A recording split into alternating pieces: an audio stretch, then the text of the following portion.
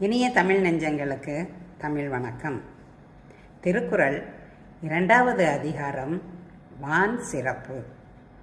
குறள் 1. வான் நின்று உலகம் வழங்கி வருதலால்தான் அமிழ்தம் என்றுணரற் பாற்று. உரிய காலத்தில் இடைவிடாது மழை பெய்வதால்தான் உலகம் நிலை பெற்று வருகிறது. அதனால் மழையே அமிழ்தம் எனலாம். வான் நின்ற உலகம் வழங்கி வருதலால் தான் அமிழ்தம் என்றுணரற் பாற்று.